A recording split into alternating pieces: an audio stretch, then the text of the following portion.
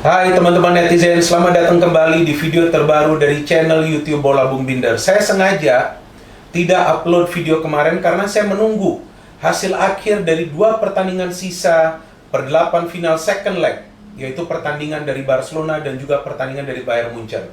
Sekarang sudah final.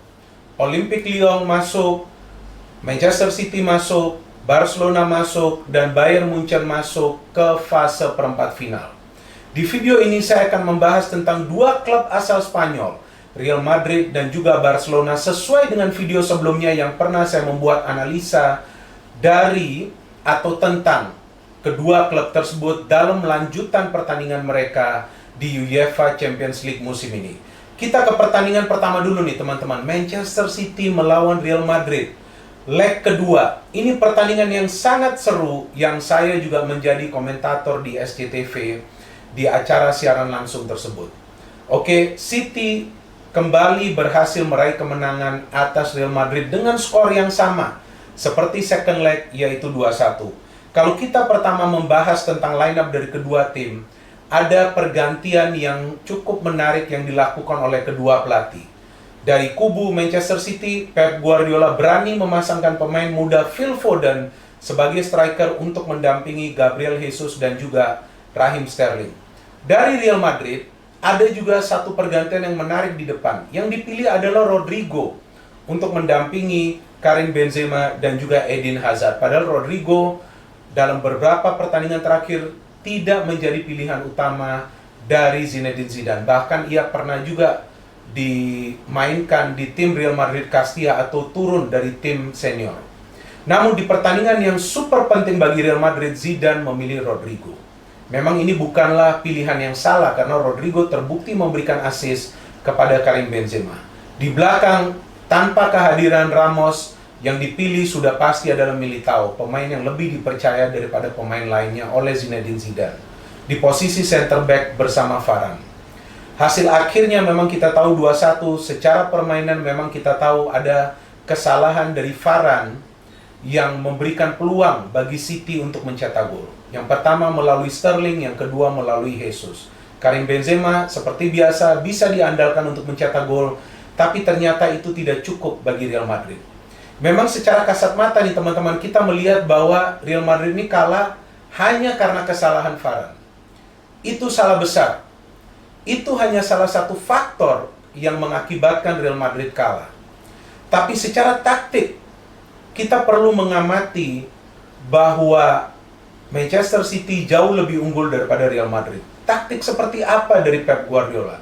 Taktiknya adalah high pressing, penekanan tinggi ke dalam jantung pertahanan dari Real Madrid. Jadi penekanan yang dilakukan oleh para pemain Manchester City ini sudah ada di defense dari Real Madrid. Itu yang mengakibatkan Varane juga seperti kebingungan entah mau passing kemana, yang mengakibatkan gol pertama dari City lahir. Dan bukan hanya karena kesalahan Varane, tapi juga karena Gabriel Jesus yang mengganggu Varane, yang sebetulnya bukanlah dalam situasi yang berbahaya. Tapi karena ada Gabriel Jesus yang mengganggu, maka Varane sedikit kebingungan, mungkin kehilangan konsentrasi juga. Karena itu adalah kejadian di menit-menit awal, sehingga bola lepas dari kontrol Varane, diambil oleh Jesus, dan Jesus sebetulnya bisa saja syuting langsung. Tapi di sini kita melihat permainan kolektif dari City karena Jesus memilih untuk passing ke Sterling, yang Sterling bisa menyelesaikan umpan dari Jesus tersebut untuk menjadikan gol pertama bagi Manchester City. Kemudian perlahan-lahan Real Madrid mulai bisa menciptakan peluang. Dari Benzema, dari Hazard, dibalas juga dari City melalui peluang dari Raheem Sterling, Cancelo, De Bruyne juga mencoba untuk menciptakan peluang. Tapi sebetulnya blocking Madrid juga berhasil untuk mereka terapkan terhadap gerak-gerik dari para pemain City dari open play. Karena terlihat kan sulit bagi De Bruyne juga untuk memasuki ke dalam kotak penalti pertahanan dari Real Madrid. Bahkan itu terlihat sepanjang laga, bukan hanya di babak pertama. Akhirnya Rodrigo dengan gerakan cepatnya menyisir, memanfaatkan lebar lapangan, bisa memberikan umpan akurat kepada Benzema yang mencetak gol di antara para pemain Manchester City. Ada Fernandinho yang terlihat sedikit terlambat untuk mengantisipasi umpan dari Rodrigo. Jadi di sini kita melihat sebetulnya Real Madrid dengan high pressing yang diberikan oleh para pemain City tidak bisa berkembang.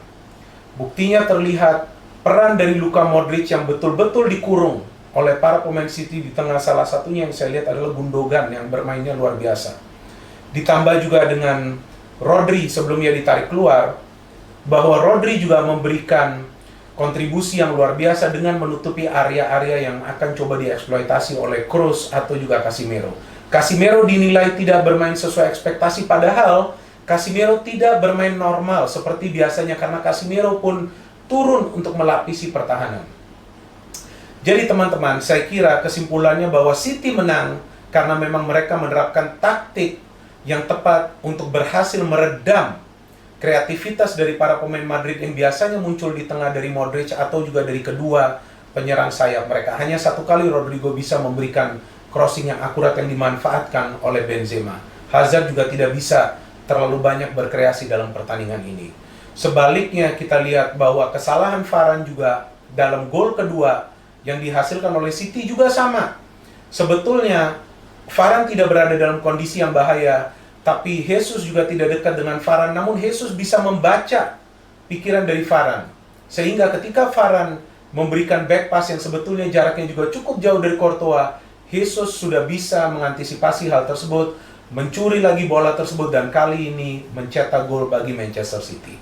Jadi itu dia, bukan kesalahan Varane yang menjadi faktor utama kekalahan Real Madrid, tapi taktik dari Pep Guardiola yang menyebabkan Real Madrid betul-betul lumpuh pada pertandingan tersebut. Memang Madrid juga ada banyak peluang, tapi secara jujur kan kita bisa melihat bahwa Manchester City terlihat lebih dominan. Mereka selalu berbahaya setiap kali menyerang. Jadi selamat kepada para pendukung Manchester City karena tim Anda berhasil melaju ke fase perempat final Liga Champions musim ini dan akan bertemu Olympique Lyon. Pertandingan kedua yang akan saya bahas dalam video ini adalah dari Barcelona. Barcelona yang gagal untuk menjuarai La Liga tampak begitu haus untuk menang melawan Napoli. Kalau kita melihat dari line up, memang absennya Busquets dan Vidal sempat dikhawatirkan. Tapi memang Barcelona memiliki kedalaman skuad yang baik, sehingga Sergi Roberto dan Ivan Rakitic bisa menutupi kekosongan Vidal dan juga Busquets. Bahkan Barcelona tampak lebih ofensif dan lebih berbahaya dengan Roberto dan juga Rakitic karena gerakan mereka ini mobile, bisa maju dan turun ke tengah sama baiknya ya. Ini yang sangat penting bagi Barcelona. Di depan Messi, Suarez dan juga Griezmann. Memang ini tiga pemain yang perlu diturunkan terus-menerus oleh Quique Setien. Quique Setien juga berhasil menerapkan taktik ekstra ofensif di pertandingan ini. Kenapa saya katakan ekstra ofensif? Karena yang menyerang bukan hanya Lionel Messi, bukan hanya Suarez, bukan hanya Griezmann, tapi tadi yang seperti saya katakan, Sergi Roberto, Ivan Rakitic, kemudian jangan lupa dua fullback, Jordi Alba dan juga Semedo. Jadi begitu banyak pemain yang menyerang ke lini pertahanan dari Napoli yang membuat Napoli juga sulit untuk mengawasi gerak-gerik para pemain dari Barcelona. Napoli sebetulnya yang juga mendapatkan peluang di menit-menit awal, salah satunya dari Mertens yang mencetak gol di leg pertama. Tapi Barcelona yang terlihat lebih efektif karena mereka memiliki kualitas penyerang yang sebetulnya lebih baik. Ya, kita lihat di gol pertama adalah dari bola mati, umpan dari Rakitic. Beruntung juga bagi Barcelona bahwa Rakitic yang main bukan Busquets ataupun Vidal, karena Rakitic yang memberikan umpan tersebut. Kemudian Lionel Messi, what a goal, luar biasa gol dari Messi. Secara keseluruhan, gol ke-115 Messi di UEFA Champions League dan gol ia sudah mencetak gol ke gawang 35 klub berbeda, teman-teman. Luar biasa pemain ini. Cristiano Ronaldo memang unggul dari produktivitas gol di UEFA Champions League, tapi Lionel Messi sudah mendekat nih. Lionel Messi sudah 115, Cristiano Ronaldo sudah 128. Sambil menjatuhkan diri, Messi masih bisa mencetak gol. Kemudian Messi juga yang kita tahu dilanggar oleh Koulibaly yang mengakibatkan Barcelona mendapat penalti eksekusi yang mantap dari Luis Suarez yang membuat Barcelona unggul 3-0. Napoli memang tidak akan menyerah karena mereka juga turun dengan 3 striker terbaik mereka, Callejon, Mertens dan juga Insigne. Banyak peluang sebetulnya dari Napoli. Tapi yang beberapa kali pernah saya jelaskan tentang Barcelona, meskipun defense mereka bisa dipenetrasi, tapi pada saat Ter Stegen dalam top form, Ter Stegen sulit untuk bisa ditaklukkan.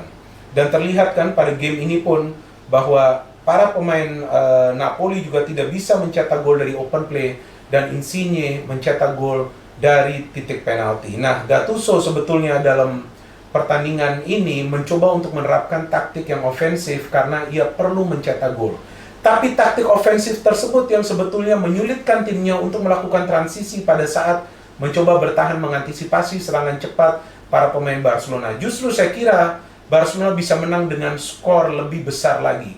Tapi memang ada beberapa peluang yang tidak bisa mereka manfaatkan.